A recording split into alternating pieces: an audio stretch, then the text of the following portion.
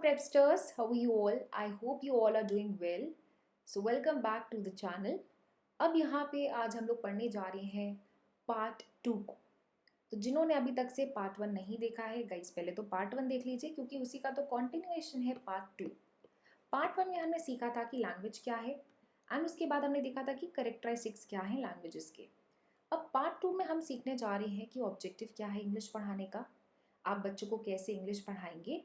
तीसरा टॉपिक जो होगा, कैसे आप लैंग्वेज रिच इन्वायरमेंट क्लास में क्रिएट कर सकते हो, मल्टीलिंगुअलिज्म। तो ये कुछ टॉपिक्स हम लोग इस सेशन में कवर करेंगे।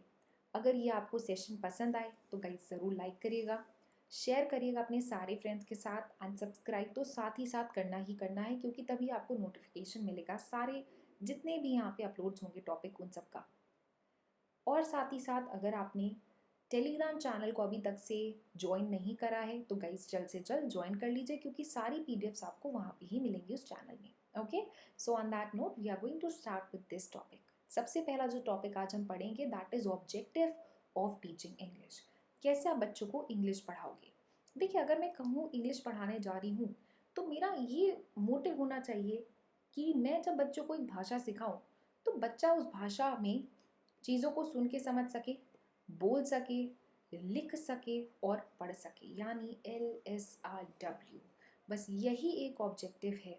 ये एक ऑब्जेक्टिव है, लेकिन इसको पढ़ाने में ना बहुत साल लग जाते हैं टीचर को, और बच्चे को समझने में भी बहुत साल लग जाते हैं। क्यों? क्योंकि एक लैंग्वेज है यार, बहुत वास्ट वोकैबलरी होती है, इतने सारे एक्सेप्शंस होते हैं, इतने ईडियम्स होते हैं, फ्रेजेस हो गए आपके, बहुत वास्ट जो है लैंग्वेज में मटीरियल होता है पढ़ने के लिए। लेकिन अगर मैं बच्चों को सिखाने जा रही हूँ एक लैंग्वेज यानी कि इंग्लिश, तो मेरा फोकस होना चाहिए कि अगर मेरी क्लास में स्टूडेंट रीड कर रहा है तो वो समझ पा रहा है उस कंटेंट को। मेरी क्लास में अगर मैंने स्टूडेंट से पूछा व्हाट इज़ योर नेम, तो बच्चा समझ पाए कि टीचर ने क्या पूछा उससे, कि उसका नाम क्या है।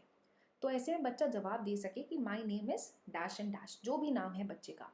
यानी बच्चा यहाँ पे सुनकर सही से जवाब दे पा रहा है। तो स्पोकन यानी बच्चा जो है अंडरस्टैंड कर पा रहा है सुनने पे। बच्चे को इतनी रीडिंग एबिलिटी आनी चाहिए कि वो किसी भी आर्टिकल को पढ़े, किसी भी मटेरियल को पढ़े, उस तरह से समझ सके जैसा कहा गया है। मैं क्लास में बच्चों की इतनी अच्छी वोकैबलरी करा दूंगी जिससे कि अगर उसको अपनी मन की बात आप तक पहुंचानी है या किसी और तक पहुंचानी है तो बच्चा उस वोकैबलरी का इस्तेमाल करके आप तक पहुंचा सके। मैं बहुत ही सिंपल ग्रेडेड मैनर में बच्चों को इंग्लिश सिखाने की पूरी कोशिश करूंगी, पूरा प्रयत्न करूंगी। ठीक है, तो ये कुछ बेसिक चीज़ें हैं आपको ध्यान में रखनी है बच्चों को पढ़ाते। नेक्स्ट टॉपिक है how do we teach English. तो इसमें कुछ कीवर्ड्स हैं जो याद रखने हैं आपको। ठीक है, ये तो कीवर्ड जैसे हैं जो सीटेट के एग्जाम्स में आपको आने ही आने चाहिए। आपका एग्जाम ना बहुत अच्छे मार्क्स से क्लियर होगा अगर आप कीवर्ड्स पे ज़्यादा ध्यान दोगे। तो बच्चों को देखो, मुझे लैंग्वेज स्किल डेवलप कराना ही कराना है, यानी बच्चों को LSRW आना ही चाहिए। नहीं आता है तो मैं कह सकती हूँ बच्चे को लैंग्वेज नहीं आती है। आप एग्ज़ाम्स के फॉर्म भरते होंगे, जैसे बैंक का एग्ज़ाम हो गया, उसमें लिख कर आता है आपको कौन कौन सी लैंग्वेज आती है। तो आप यहाँ पे लैंग्वेज फिल करते हो, जैसे मान लो इंग्लिश, तो क्या आप लैंग्वेज में लिख पाते हो, रीड कर पाते हो, राइट कर पाते हो, ऐसे पूरा कॉलम आता है। It means they wants to know कि आप लैंग्वेज में प्रोफिशिएंट हो या नहीं। तो मेरा एक एज अ टीचर क्या रोल है कि मैं बच्चों को प्रोफिशिएंट बनाऊँ एक लैंग्वेज में। सो एज अ टीचर मुझे ये पूरी कोशिश करनी है कि मेरी क्लास के जो स्टूडेंट्स हैं बहुत अच्छे से लैंग्वेज में प्रोफिशिएंट हो जाए। समय लगेगा माना, लेकिन मुझे मेक श्योर करना है कि बच्चा हो जाए प्रोफिशिएंट। तो कैसे होगा? अगर मैं बच्चे को अपॉर्चुनिटी प्रोवाइड कराऊंगी कि बच्चा जो है इंग्लिश का क्लास में यूज़ करे, तो बच्चे को अगर मैं अपॉर्चुनिटी दूंगी, बच्चा बोलेगा, सुनेगा, गलती करेगा तो सीखेगा भी उससे। तो कहीं ना कहीं बच्चों को मैं अपॉर्चुनिटी दे रही हूँ, मौका दे रही हूँ। टीचर का यहाँ पे रोल होगा एक फैसिलिटेटर की तरह। जहाँ बच्चा कोई गलती करेगा, टीचर को वहाँ पे बच्चे को समझाना है कि नहीं ऐसे करके नहीं, वैसे करके होगा। तो मेरी क्लास का जो माहौल रहने वाला है वो कैसे रहेगा? स्टूडेंट सेंटर्ड रहेगा। ठीक है, तो बच्चों के नीड के हिसाब से मैं पढ़ाऊंगी, बच्चों को ध्यान में रख के मैं पढ़ाऊंगी। ठीक है, तो एज अ टीचर आपको ये दोनों बातों का बहुत अच्छे से ध्यान रखना है। नेक्स्ट टॉपिक हम पढ़ने जा रहे हैं, तीसरा topic, that is creating language rich environment. बड़ा इंपॉर्टेंट टॉपिक है। लैंग्वेज रिच इन्वायरमेंट क्या कहता है कि देखिए भाई, मैं अगर बच्चों को सिखाने जा रही हूँ एक भाषा, तो मुझे मेक श्योर करना है कि बच्चों को मैं करके सिखाऊं, एज इन बच्चे को मौका दूं उस लैंग्वेज को प्रयोग करने का। इसका एग्जाम्पल बहुत अच्छा हो सकता है मैथ्स का। मैथ्स में क्या होता है, जब आप पढ़ते हो मैथमेटिक्स किसी भी टीचर से, जब तक टीचर सॉल्व कर रहा होता है क्वेश्चन, आपको लगता है यार मैथ्स बहुत आसान है, पूरे क्वेश्चन हो जाएंगे हमसे। लेकिन जब करने बैठते हो ना, तब समझ आता है यार ये तो हो ही नहीं रहा है क्वेश्चन, इसके बाद कौन सा स्टेप होना था, ये स्टेप कहाँ से हो गया, लाइक दैट। ये नोटिस करा होगा आपने, ये होता ही है इनफैक्ट। तो यहाँ पर जो लैंग्वेज रिच इन्वायरमेंट का ये मतलब है कि आप बच्चों को मौका दे रहे हो, वो इंग्लिश में बात करे, इंग्लिश में लिखे, इंग्लिश में कंटेंट को सुने, आपके थ्रू सुन सकता है, या तो आप क्लास में कोई ऑडियो सुना सकते हो। कहीं ना कहीं learning to do it by doing it करके बच्चे को मौका दिया जाए कि वो मौका इस्तेमाल करे उस चीज़ का, एंड क्लास में इंग्लिश का प्रयोग करे, तो ग्रेजुअली उसको भाषा एक आने लग जाएगी। इनपुट रिच एनवायरनमेंट क्या होता है?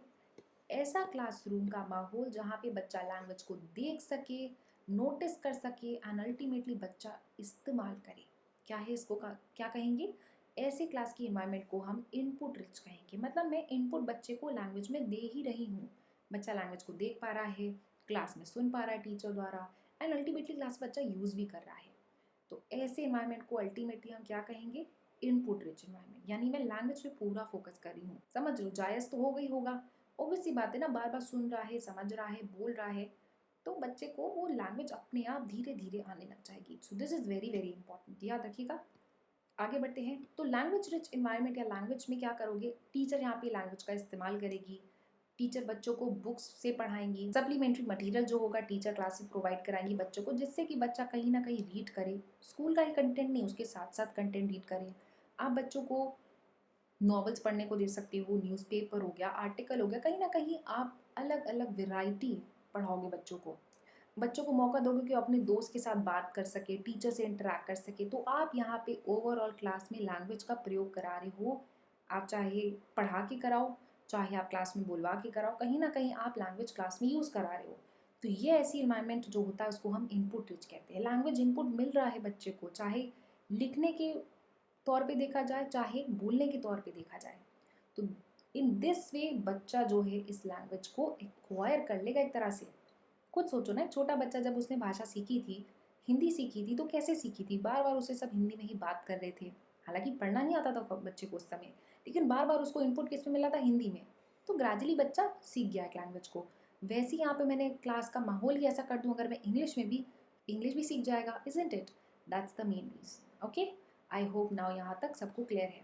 यहाँ पे लैंग्वेज अगर रिच इन्वायरमेंट की बात करी जा रही है, दो टॉपिक्स बड़े ही इंपॉर्टेंट है। एनसीईआरटी में साफ साफ लिखा हुआ है कि मैं जब बच्चों को कराऊंगी, लैंग्वेज पढ़ाऊंगी, तो दो चीज़ों पे ध्यान देना मुझे, कि बच्चा बेसिक कम्युनिकेशन कर पाए, एंड ग्रेजुअली जब वो बड़ी क्लास में आए तो लैंग्वेज प्रोफिशिएंसी उसके अंदर आ जानी चाहिए। तो उसके लिए दो टर्म्स दिए गए हैं। पहला है बिक्स, यानी कि बेसिक इंटरपर्सनल, एक दूसरे से कम्युनिकेशन स्किल आ जाए। बच्चे से अगर मैं पूछूं हाउ आर यू, तो बच्चा जवाब दे सके। ठीक है, तो बेसिक लिखा गया है यहाँ पे शब्द। लेकिन बच्चा थोड़ी बड़ी क्लास में आएगा ना, तो एडवांस लिख दिया गया है, मतलब बच्चा ब्रेन का इस्तेमाल करके एडवांस हो जाए किसमें? लैंग्वेज प्रोफिशिएंसी में। तो इसको हम शॉर्ट में कैल्प कहते हैं। एग्जाम में क्वेश्चन आए उसके ऊपर से, तो याद रखिएगा, फुल फॉर्म इंपॉर्टेंट है। आज तक इसका डिटेल नहीं पूछा गया है, आगे आने के चांसेस भी नहीं है, हालांकि इसको हम लोग नेक्स्ट सेशन में कवर करेंगे। ठीक है, ध्यान रखिएगा इस चीज़ को, full form is very very important. आगे बढ़ते हैं। Last topic for the day, that is multilingualism. Multilingualism जो है बहुत ही इंपॉर्टेंट टॉपिक है, बहुत बार इसके ऊपर क्वेश्चन आया है, चाहे पेपर 1 हो चाहे पेपर 2 हो। मल्टीलिंगुअलिज्म क्या है? एक रिसोर्स है।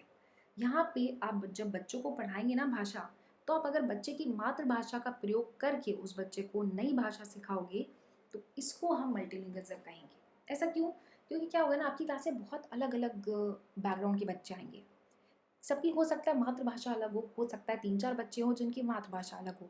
अगर आप क्लास में सिर्फ एक लैंग्वेज का इस्तेमाल कर रहे हो, तो दूसरे बच्चे के अंदर एक फीलिंग आ जाएगी ना, कि मेरे को मैम मेरी लैंग्वेज में क्यों नहीं बात कर रही है, या मैम मेरे को क्यों इग्नोर कर रही है, समथिंग लाइक दैट। तो आपको एज अ टीचर कभी बच्चे को ऐसा फील कराना ही नहीं है। ये कैसे फील नहीं करा सकते हो भाई? एक छोटा सा बच्चा आपके अपने घर से क्या नॉलेज लेकर आया होगा? अपनी मातृभाषा। अगर मैं उसको उस मातृभाषा के ज़रिए बात नहीं कराऊंगी, मैं अलग लैंग्वेज में बात करूंगी, क्या बच्चा आपसे कनेक्ट कर पाएगा? कभी नहीं कर सकता। बहुत अच्छा एग्जाम्पल लेते हैं यहाँ पे। जैसे मान लीजिए आपने बहुत बार मूवीज़ में देखा होगा कि फॉरेन कंट्री में अगर लोग जाते हैं, तो अगर आपको कोई इंडियन मिल जाता है तो एक अपनापन आ जाता है, हालांकि आप जानते नहीं हो उस इंडियन को, उस पर्सन को, वो स्ट्रेंजर है आपके लिए, लेकिन आपके पास एक कॉमन है कि आप इंडिया से हो, आपके पास आपकी नेशनैलिटी है, आपकी मदर टंग है यार, आप हिंदी में बात करना प्रेफर करोगे उस पर्सन से, ना कि इंग्लिश में। जहाँ अपनापन आता है ना, वो अपनापन ही रहता है। तो जब एक छोटा सा बच्चा जो है क्लास में, जिसको कुछ नहीं आता है, वो सीखने आया है आपसे स्कूल में आकर, तो उसकी मातृभाषा को अगर आप इग्नोर करके पढ़ाओगे, तो बच्चा क्या क्लास में आपके साथ कभी कंफर्टेबल हो सकता है? हो ही नहीं सकता है।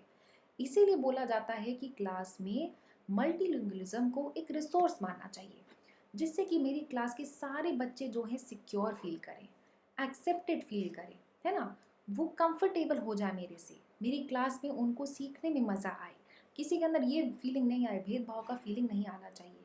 That is the main reason. तो दो कीवर्ड्स हमें ध्यान रखने हैं, मल्टीलिंगुअलिज्म रिसोर्स है, हर बच्चे को मुझे सिक्योर फील कराना है और एक्सेप्टेड फील कराना है। ठीक है। सो आई होप यहाँ तक सबको क्लियर हो गया होगा, जो अभी तक से हम लोग ने 4 टॉपिक्स पढ़े हैं। अगर गाइस पसंद आया हो सेशन तो लाइक करिएगा, कमेंट सेक्शन में ज़रूर बताइएगा, and don't forget to subscribe and share with all your friends. Okay, bye, take care.